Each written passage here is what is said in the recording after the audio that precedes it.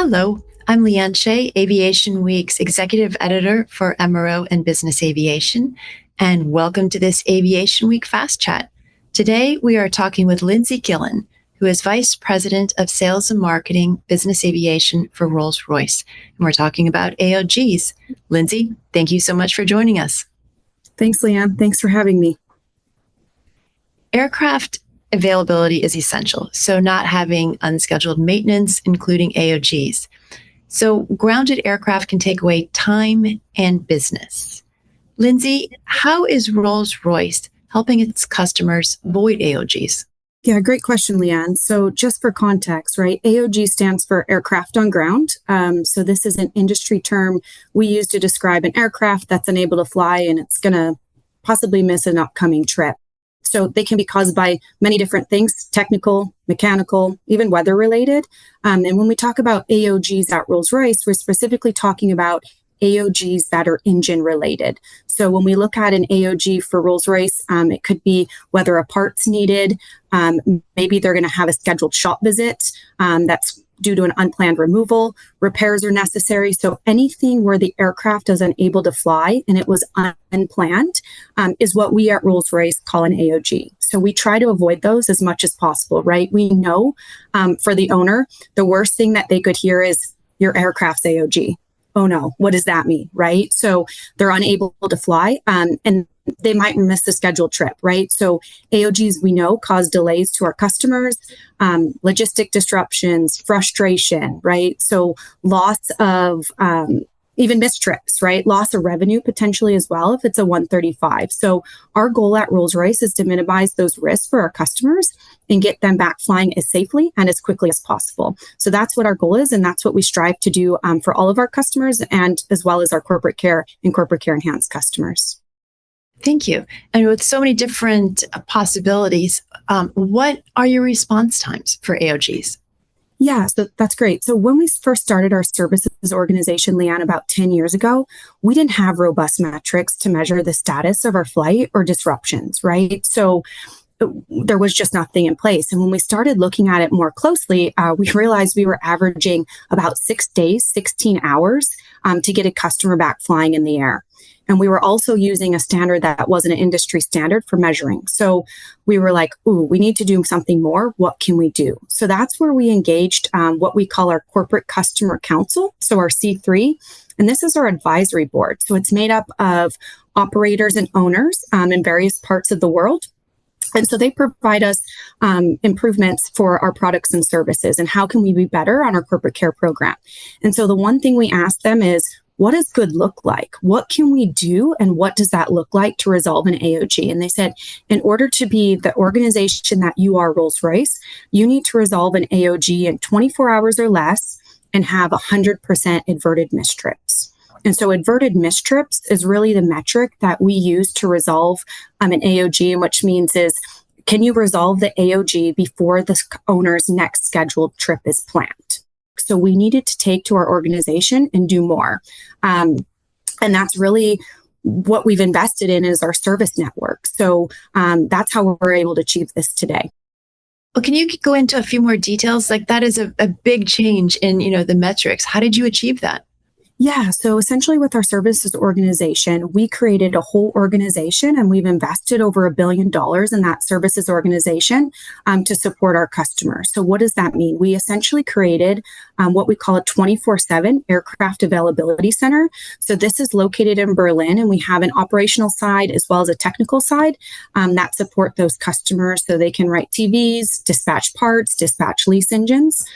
So that aircraft availability center was the key to our services network, as well as we've invested. So we've invested in spare parts and we've invested in lease assets. So we have about 250 lease assets globally to support these customers if an AOG is to arise. We've created 10 corporate care parts stores. So these parts stores are globally around the world. And essentially, if there is an AOG, we're going to dispatch the part closest to the operator of where it's in stock. We've invested in 25 customer managers. So we've got customer regional managers located across the globe.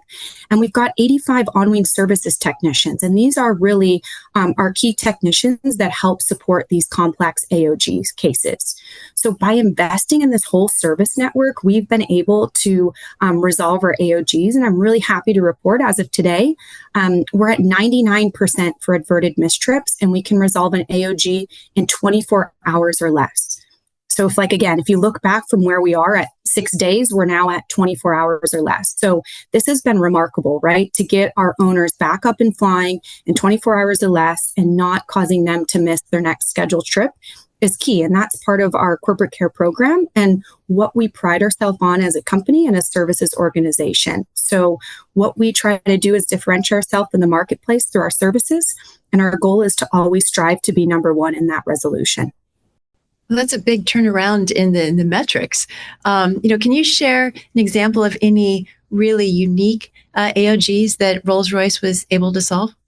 Yeah, absolutely. So for our corporate care customers, right, Rolls-Royce will go whatever lengths it needs to get our customers back up and flying. So we've done recovery efforts all throughout the world. But a recent example is actually one that we completed last year in Bermuda, so the island of Bermuda. So that's about 600 miles east of the U.S. It's a British territory and it's an island. And the only way for them to get goods in and out of the island is through ships and cargo planes. And so they do that weekly and daily to support those residents living on the island. So we had a customer who actually flew into Bermuda, and once landed, we got notification that actually there was an engine issue and the engine needed to come off. So we were going to have to do a full engine removal and provide a lease engine. Again, it's an island, so supporting on an island, it's a complex situation, and we were limited, right? Limited on space, hangar availability, infrastructure, parts, logistics. So how are we going to do that? As well as shipping to Bermuda is difficult. There's only 1 or 2 cargo planes that go in and out of Bermuda a day.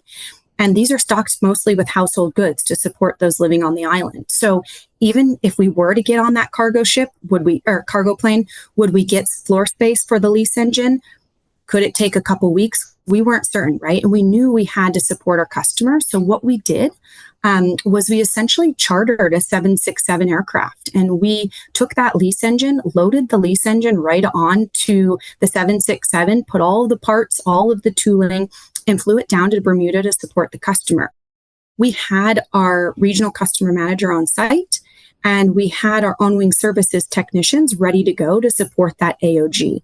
And this was, again, all coordinated through our 24/7 aircraft availability center in Berlin. So all of this was coordinated. So when they showed up, they were able to quickly remove the engine, put the lease engine on, and support that owner. And so this was obviously not ideal. It's not something that any owner, again, wants to go through. But for Rolls-Royce, they were on the corporate care program. And so this was paid for through Rolls-Royce. We took on the risk, and we resolved the situation with very little disruption to the owner.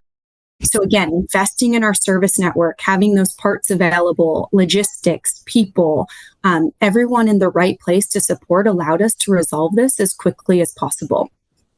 And think about it, imagine coordinating this on your own. If you didn't have Rolls-Royce or corporate care to support, it'd be a nightmare, right? How would you charter a 767?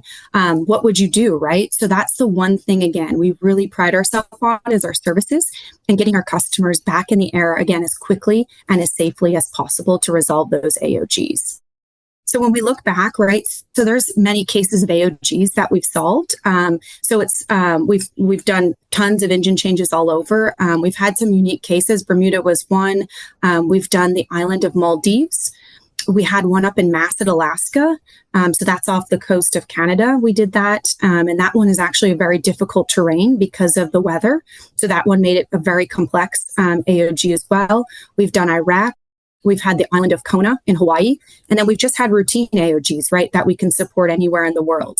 But for our corporate care customers, we cover all of this. So if it's scheduled or unscheduled and it's a qualified event for an engine removal on an AOG, we cover this. So we cover the parts, the tooling, the labor, logistics, lease engines, transportation, And we take that risk away, making it stress-free for the operator. That sounds like a lot to coordinate. Yes, it is. So it's definitely a lot to coordinate, but this again goes through the lengths that will go to support our customers. And our customers are 100% dependent on us, right? We as the OEM need to do what it takes to deliver. Well, that all sounds really good. That's all the time we have for, unfortunately, today. But I've been speaking with Lindsay Gillen, who is Vice President of Sales Marketing, Business Aviation for Rolls-Royce. Thank you so much for talking with us, Lindsay. Thank you, Leanne.